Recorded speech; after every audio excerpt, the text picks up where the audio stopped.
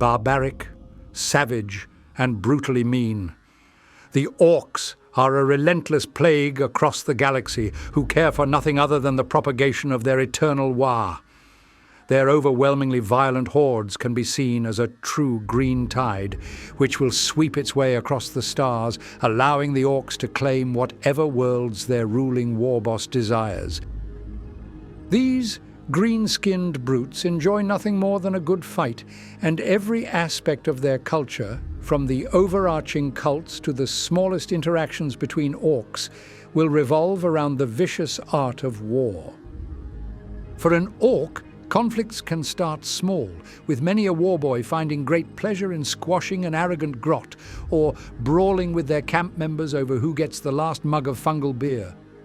However, small squabbles are not where the true joy of battle can be found. Orks will relish in the opportunity to fight in a large-scale war, and they will dream of a chance to charge across a ruined and blasted landscape to get stuck in with the boys, and to chop away at whatever squishy foes they have found. In order to best instigate and initiate these conflicts, the Orks will gather themselves into a vast war-driven horde known as a Waaagh. This group will be so large that any conflicts they cause will surely be of an apocalyptic scale, which will ravage and destroy entire star systems. Once the Waaagh has begun, there is little that can be brought to stop its relentless and savage advance.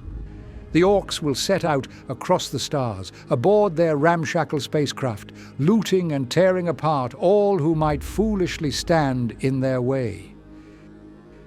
The Orkish instinct for war is innate to their very being. Their species has only ever known war, and the boys will only ever seek out the thunderous roars of a good battle. Engaging in conflicts and ruthless raids is as vital to an Ork as breathing air is to a human. The drums of war are akin to their heartbeat, and getting stuck in with a fight is utterly essential for their own well-being.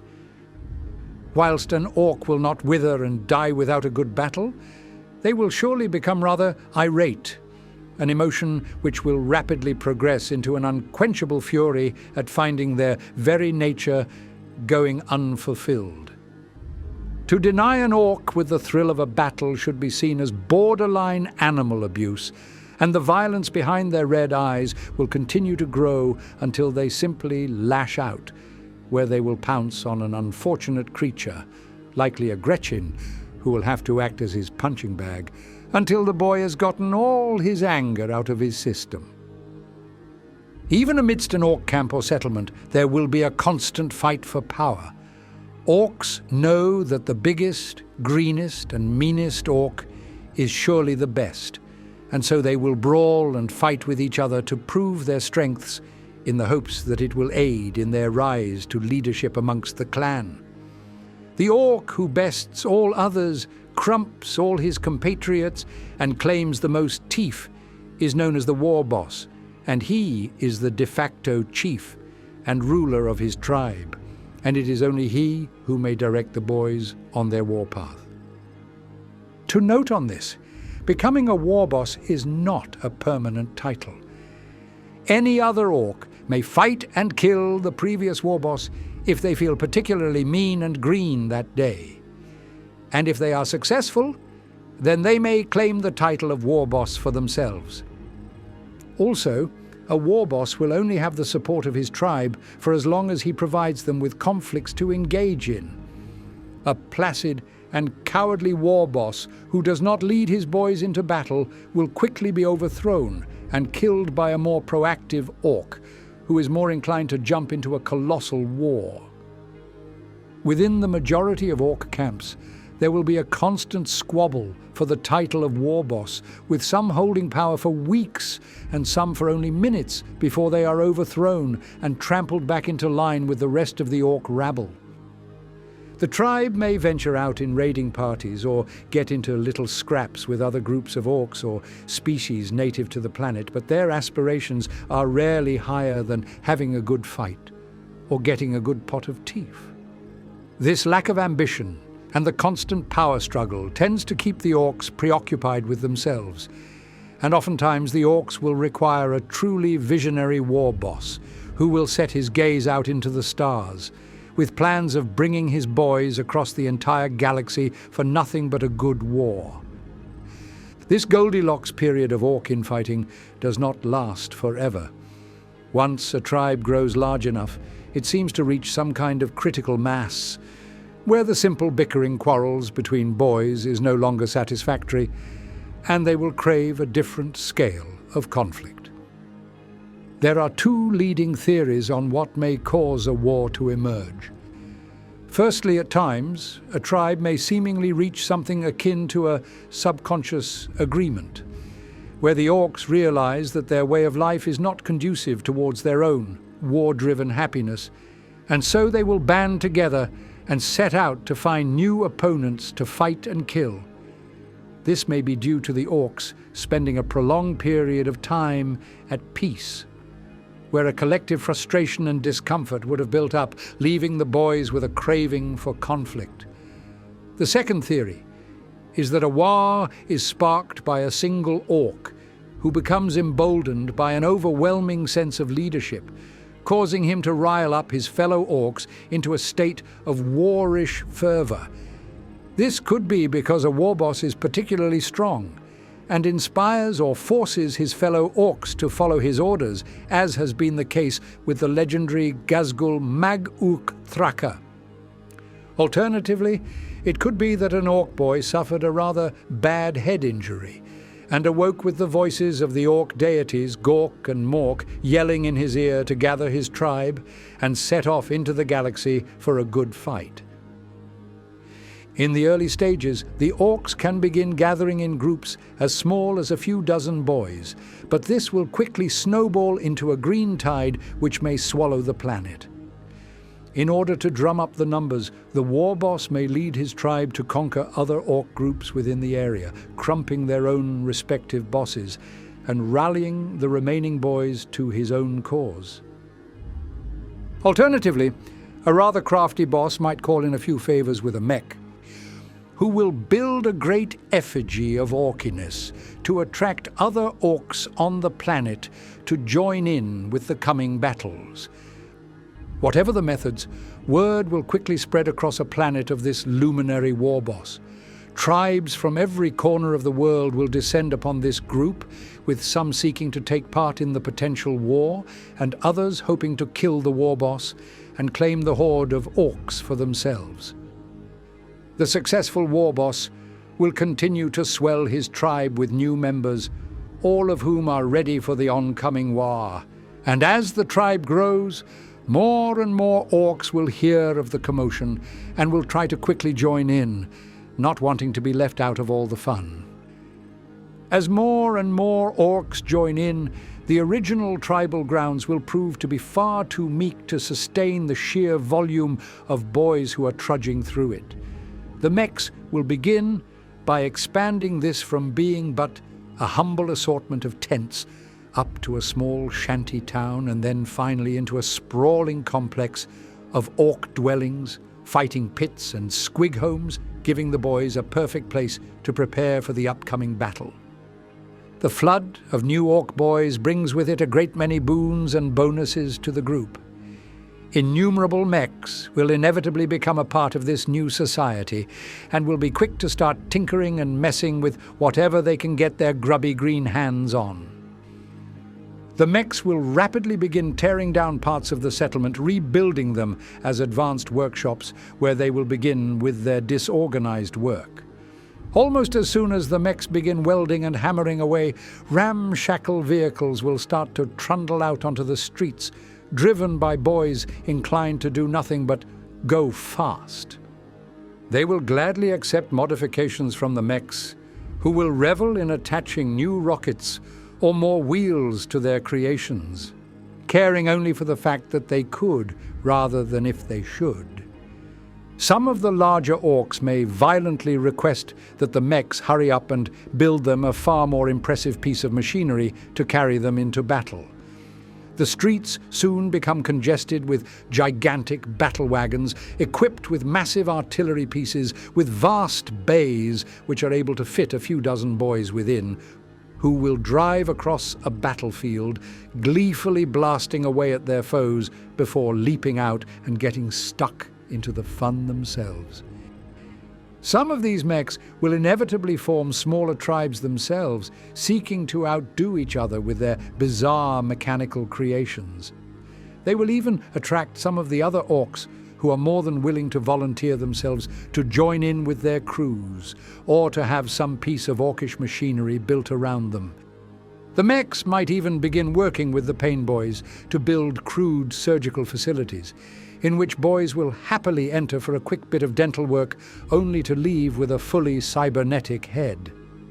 Some of the poorer mechs will have to make do with whatever scrap they can find, and as such, they will produce roughly cobbled-together walkers known as kilokans, which will stumble out from the workshops, piloted by exasperated Gretchen, who long dreamed of a day where they would be the ones to squash something, rather than being victimized yet again.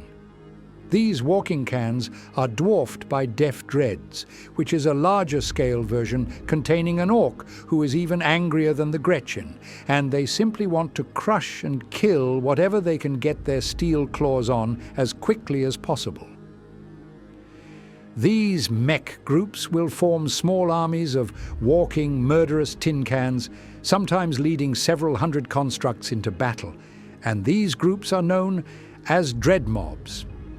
Each one of these clunking mechanical creations will be equipped with a wide variety of weaponry, from huge whirring saw blades to crushing hydraulic press units to gigantic rockets or ramshackle shooters. Eventually, some of the richer and more technical mechs may band together and decide that constructing kilokans and Deaf Dreads are just not scratching their creative itch, and so in order to fulfill their crazed desire to build, they will begin to work on their masterpiece. Once ready, huge, hulking, walking fortresses such as Stompus or Gargants will crash out from a workshop, having been built too big to be sustained in such a meager building. These titans will trample their way through the settlement, being piloted by dozens of orcs and hundreds of Gretchen, who are all eager to get into a battle and reduce their enemies to craters of smouldering ash. For the orcs who are less technical and more fighty, they will form their own groups within the greater tribe.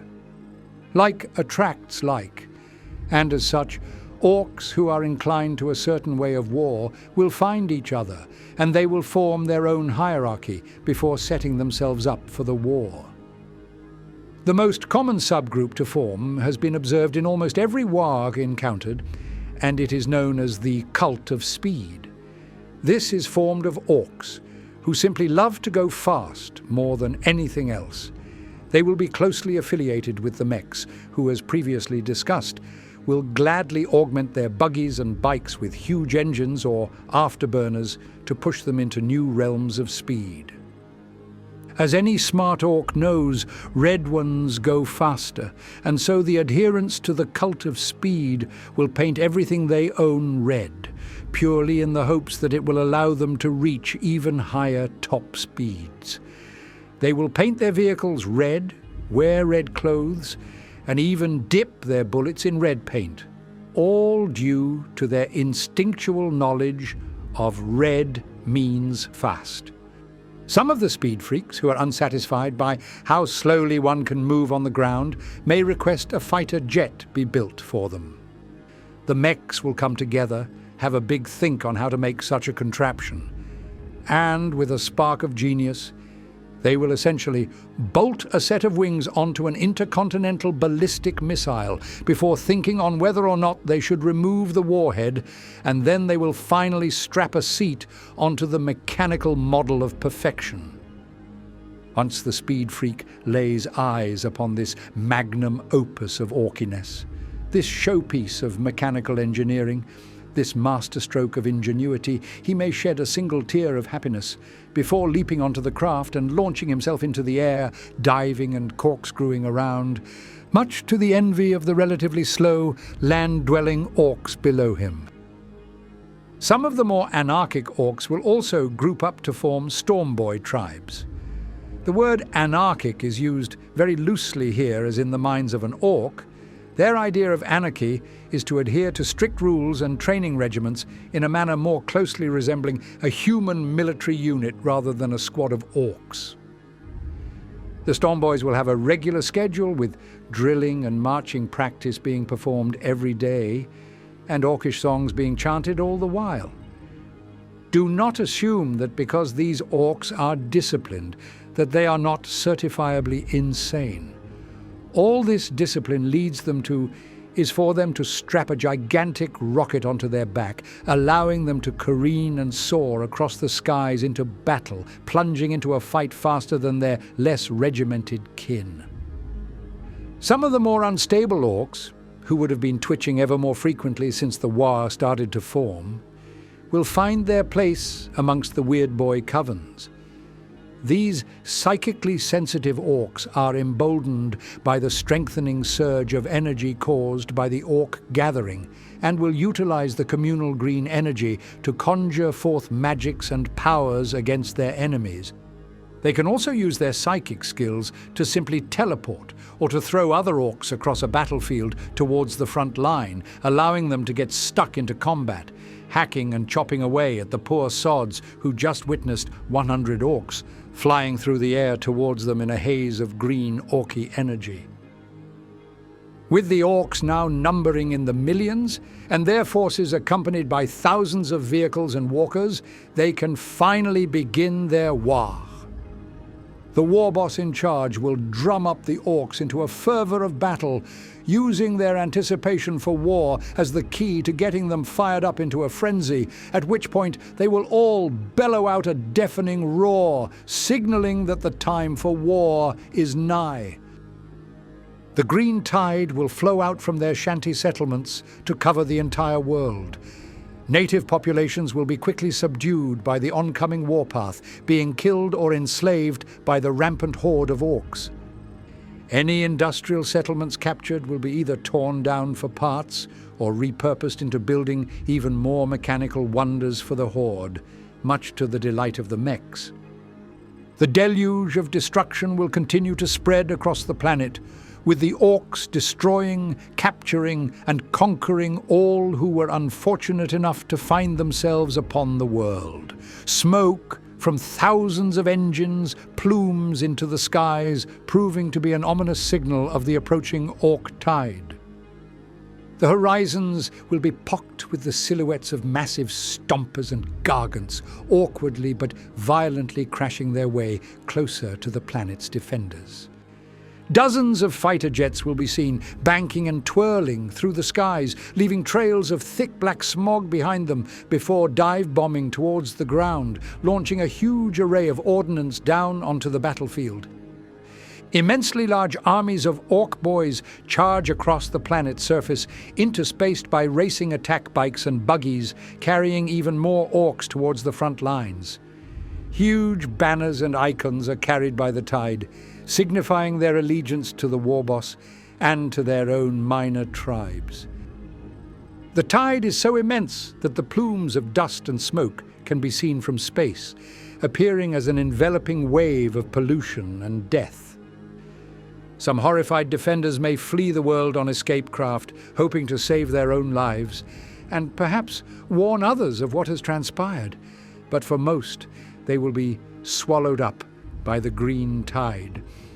As the orcs finally come full circle and realize that they have crumped everything worth crumping, they will turn to their Warboss for direction.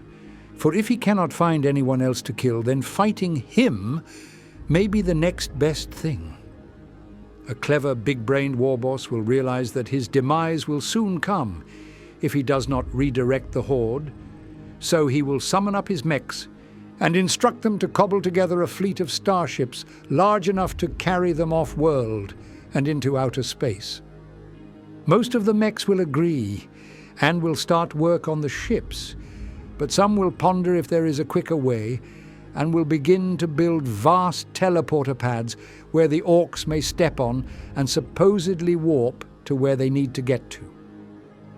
Whatever the method, the Horde is poised to leave the world, and with the Warboss at its head, the Orks will blast their way through the stars, gathering more and more boys to their cause, growing into an unstoppable green and orky force, which will carve apart the galaxy in its mighty Waaagh.